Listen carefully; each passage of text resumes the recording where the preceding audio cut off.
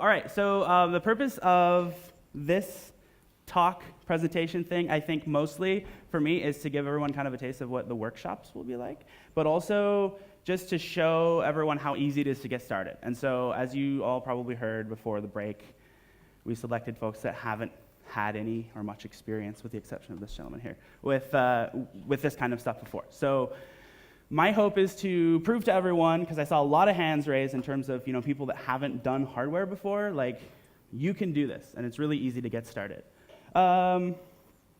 Really quickly, we're going to start off, the foundation of this is the Arduino.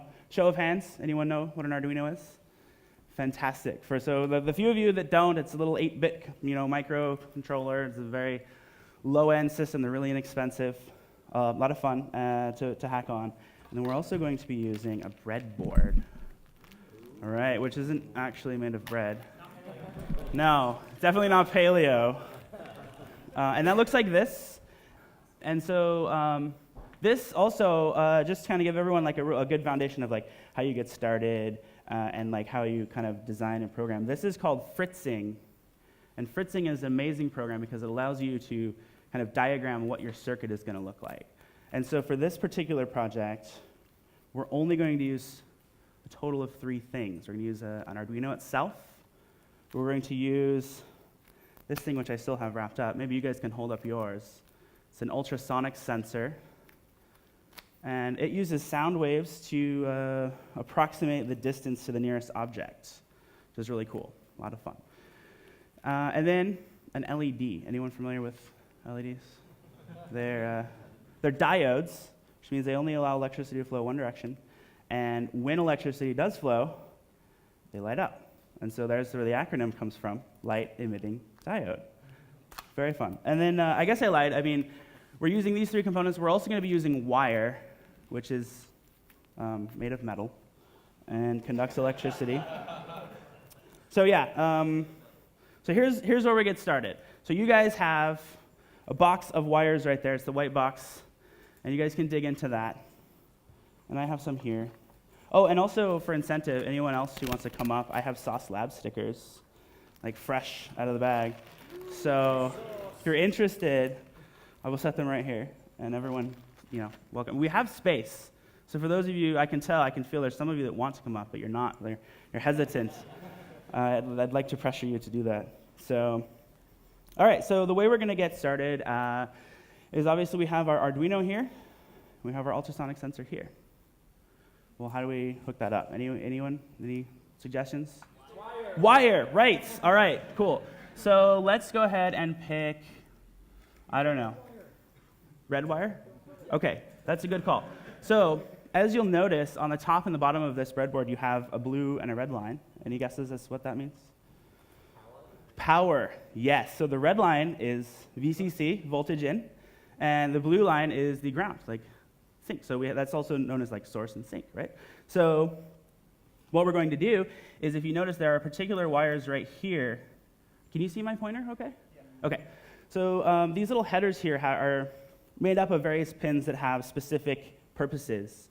We have general, I/O pins up at the top, and then we have some analog pins down here, and then we have kind of more like system-level pins like, ground, voltage in, and the voltage out. And so our first step, if you haven't already anticipated this, is to take the 5 volt and bring it down here. And as Brian mentioned, it needs to be a red wire. Oh, here we go. Wire color red. Done. All right. We got our red wire. Success. Okay, so now we need, to complete that, right, we need to have ground. And this has 2 ground wires, in case you're a little confused. Either one of these pins will work. And you're going to run that to the blue. And I'll give you all just kind of a minute to do that. This is where coming up helps, because you get in on the action. You get to see what's going on. It's a lot of excitement. Plugging wires into breadboards. Is what? I mean, honestly, death is always a possibility. Like, let's be realistic. So, we've done that. Nothing too exciting just yet. But what that does is it supplies our rails with power, so we can start plugging other things in. So now what we need to do is, if you notice down here on our little ultrasonic sensor, it's labeled VCC, ground, trigger, and echo. So we'll start off by just adding some power. And now we're supplying power to our ultrasonic sensor. And then we do the same thing for the ground. And again, we need to color code things properly. So black is ground, red is voltage in. So let's do that too. Oops. Spending a lot of time on the details. It's very important. All right, so we have this sloppily wired up. And you guys doing okay? Any questions so far? Okay, bend pins on. You're welcome to bend whatever you like.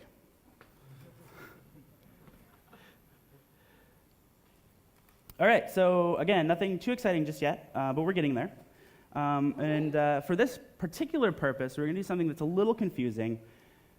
This ultrasonic sensor has 4 pins. You really only need 3. So what we're going to do is we're going to bridge the inner 2 pins together. And that's a fancy hack I can explain in the hallway track if people have questions about that. But now that we've bridged these 2 pins, we'll go ahead and put that one pin that we've created up, not there, on pin 3 of our Arduino. And what color should we give it? Anyone? Suggestions? Purple. Purple it is. If the menu will come up. Technical difficulties. Purple. All right. Everyone with me so far? Show of hands. Everyone's paying attention? Awesome. All right. That's a good portion of you. Okay. So just to make things nice and neat a little bit here, you can kind of move wires around. Okay. You guys are ready for the next step, or give you a couple minutes? There's no purple. Okay. So while you guys are working on that, I'd like to explain the way this works a little bit better. This is the ultrasonic sensor. And like I said, it uses sound waves. And so it runs a 40 kilohertz little click or ping out, and then just like how like bats work, you know, little clicks, and then they hear the sound come back. And you just, normally if you're programming this in C or C++, you'd have to be the one doing the calculation based on the speed of sound, and you have it, and then you divide by like inches or centimeters or whatever, and that'll give you the approximate result of how far away the nearest object is.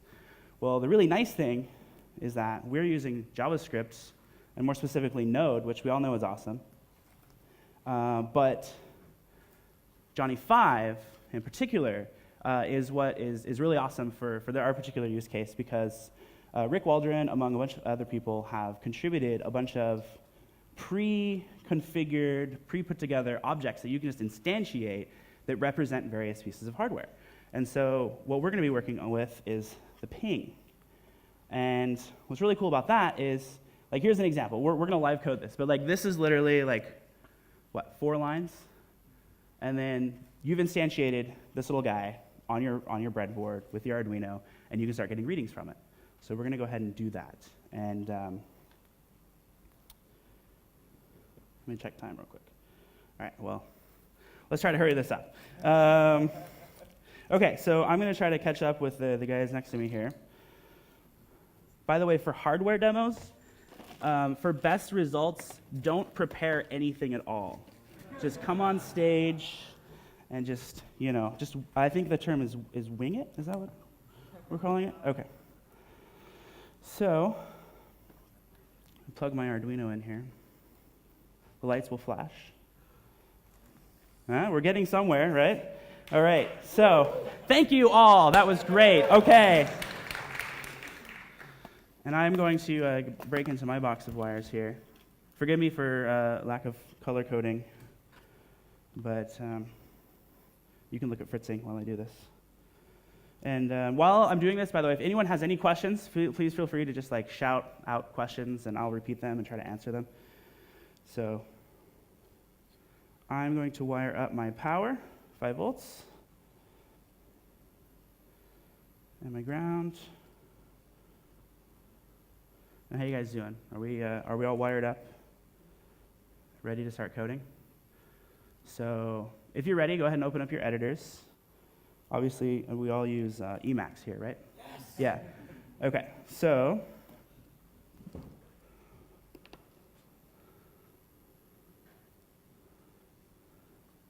Lots of dead air also helps. If you're doing a hardware talk, it makes people really wonder what's going on.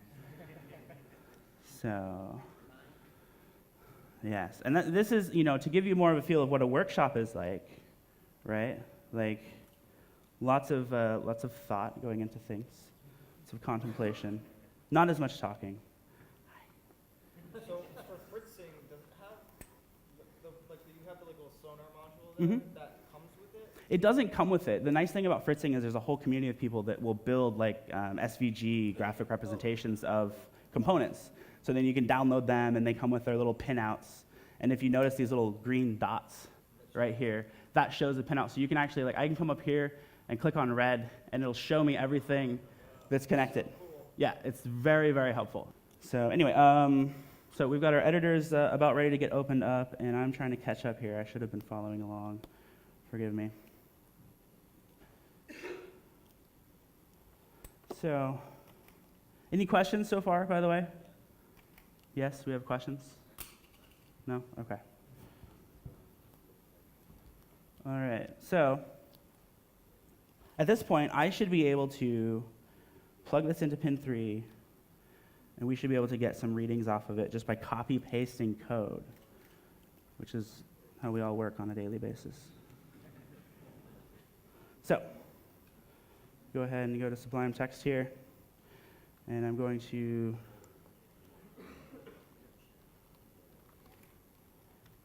come in here, and where'd it go? Here. I'm going to be like var j5. Well, let's call it 5. Yes. There are, do you want to grab it? It's in that little Ninja Blocks box. I brought a bunch of extras because we all know how careful TSA and airline agents are with checked baggage. So they generally die after a couple trips. So we've typed exactly one line of code so far. Then we're going to be like, I have a board.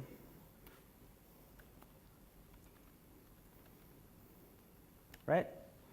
So here we are, new 5 board, and then we're just going to be like, board on ready. And also, if I do typos, yell at me as well, because I'm really good at typoing. That's one of my superpowers. So the board's on ready. What do we need to do? What are we working on here? Doing ultrasonic sensor. What's the next step? Anyone? Don't we need the ultrasonic sensor? We do need the ultrasonic sensor. That's correct. So let's make a variable for it. All right. And we're just going to be like, ping equals new 5 ping. And what pin did we connect it to again? 3, that's correct. You all advance to the bonus round. And we're just going to be like ping on change.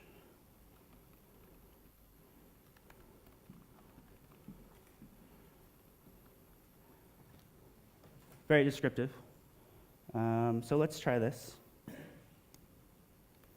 We'll see. Well, that's not what I wanted to do. So, caps. Yelling is always good. All right, so we've connected. That was cool so far. And we'll give it a minute.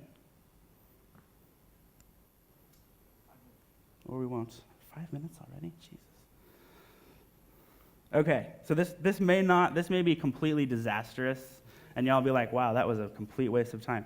But I think you'll get at least some illustration of how cool it can be to make a fool of yourself on stage. Right, so. Yes, where's the fog machine when I need it, right? So, okay, of course. Sorry. Yes. Where are we at so far? You guys have questions? Mine is working, so if you want to use mine for the email. Okay, sweet.